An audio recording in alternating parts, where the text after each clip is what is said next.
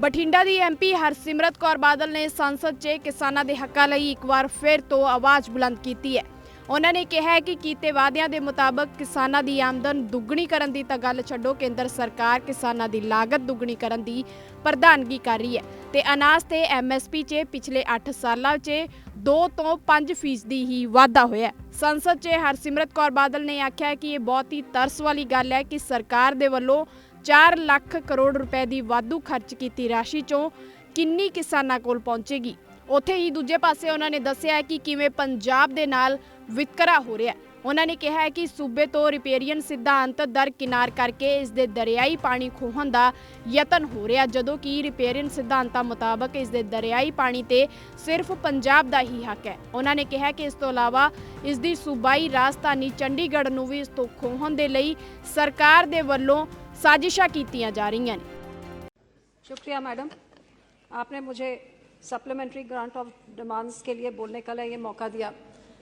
मैं आही पूछना चाहनी हाँ कि जिथे इस सरकार ने एक बार फिर तकरीबन 4 लाख करोड़ का होर ग्रांट की मांग की है, इस ग्रांट विचों वो कितना वड्डा हिस्सा है ਜਿਹੜੇ अपने किसानों के कोल जाऊगा, क्योंकि 2014 च जब सरकार बनी सी उन्होंने कहा सी कि असी 2022 तक किसान की आमदन नूं आपां दुगना करांगे, लेकिन अज 2014 ते 2022 दे विच आपां देखिया जाए तो दुगना आमदन तो पता नहीं की हुई है कि नहीं हुई है, MSP तो की होनी सी, लेकिन डीजल दी कीमतां जरूर डबल हो गई ने। जे मैं यूरिया की गल करा, जिहड़े पौने 200 रुपए 50 किलो का एक बैग हुंदा सी वो 270 रुपए का 45 किलो का बैग हो गया है। DAP 1125 तो लैके 1350 ताईं पहुंच गई है। हर चीज़ की कीमत आपां जे कल्ले GST की मैं गल करना कि GST जिहड़ी किसानां दे उत्ते जिहड़ी पैंदी है, खेत दी दवाइयां दे उत्ते 18%, ट्रैक्टर दे उत्ते 28%, बीजां दे उत्ते 12%, हरेक किसानी यंत्र दे उत्ते 28% ते कल्ले GST। जे आपां हर चीज़ की देखी जाए, जे आज किसान नूं अपनी फसल की कटाई भी करनी है ते जे 2014 ते वो कंबाइन की कटाई वास्ते वो 800 रुपए एकड़ होंदा सी, वो 1500 च पहुंच गया, ते एक कणक वास्ते ते झोने वास्ते जिहड़ा 900 होंदा सी वो 2000 तो भी टप गया है। सो दुगनी आमदन तो पता नहीं, लेकिन कीमतां जरूर किसान की जिहड़ी इनपुट कॉस्ट होंदी है वो दुगनी तो भी वध हो गई है।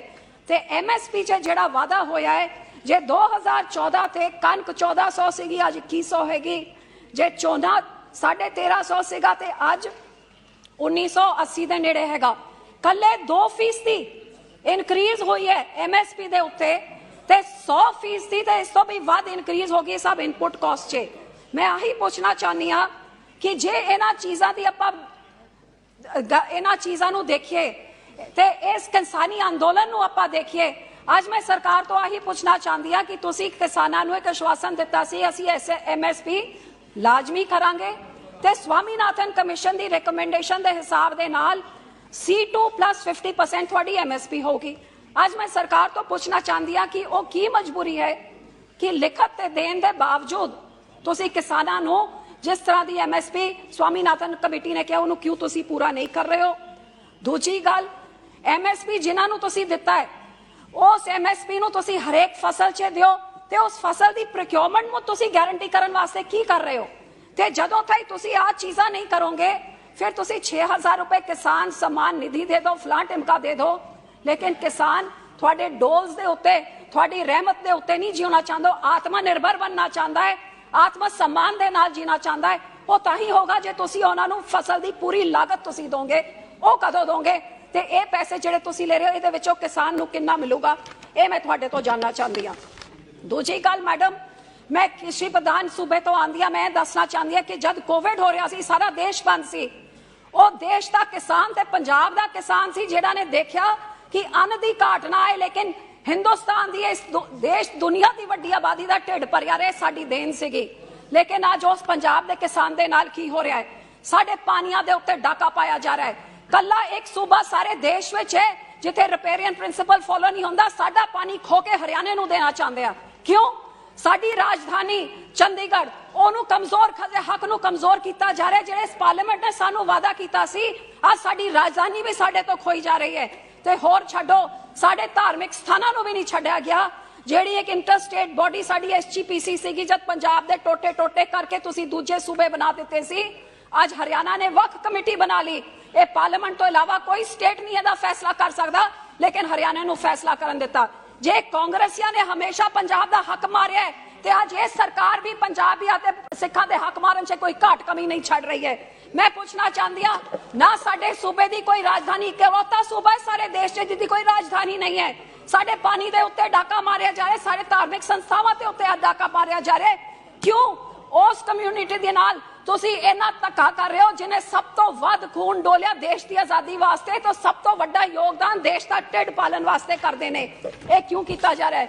कदे साडे नाल दे गवांढ दे सूबियां नूं मैनूं कोई इतराज नहीं, जरूर उन्हां नूं टैक्स कंसैशनस दिओ, कदे हिमाचल नूं, जम्मू कश्मीर नूं, उत्तराखंड नूं, लेकिन पंजाब दे नाल क्यों धक्का? साडी इंडस्ट्री उत्थे भज जांदी है, साडे किसानां नूं लागत नहीं मिलदी, लिखत दे दित्ते होए वादे पूरे MSP दे नहीं कीते जांदे, बार-बार पंजाब दे नाल डाके क्यों कीते जांदे ने? फास्टेस्ट ग्रोइंग इकोनॉमी दी बहुत वड्डी गल कीती जांदी है, बड़ी चंगी गल है, लेकिन 60% हिंदुस्तान जेड़ा खेतां 'च रहिंदा है, जेड़ा रूरल एरिया 'च रहिंदा है, ਉਹਨਾਂ ਦੀ ਕੀ ਗਰੋਥ ਹੋ ਰਹੀ ਹੈ? ਕਦੇ ਉਹਦੇ ਬਾਰੇ ਵੀ ਸੋਚੋ। ਉਹ ਤਾਂ ਉਹਨਾਂ ਦੇ ਬੱਚੇ ਬੇਰੋਜ਼ਗਾਰ ਹੋ ਕੇ ਫਿਰ ਰਹੇ ਨੇ, ਸਾਡੇ ਸੂਬੇ ਦੇ ਬੱਚੇ ਬਾਹਰ ਭੱਜੀ ਜਾ ਰਹੇ ਨੇ ਕਿਉਂਕਿ ਕੋਈ ਭਵਿੱਖ ਹਿੰਦੁਸਤਾਨ 'ਚ ਪੰਜਾਬ 'ਚ ਨਜ਼ਰ ਨਹੀਂ ਆਉਂਦਾ।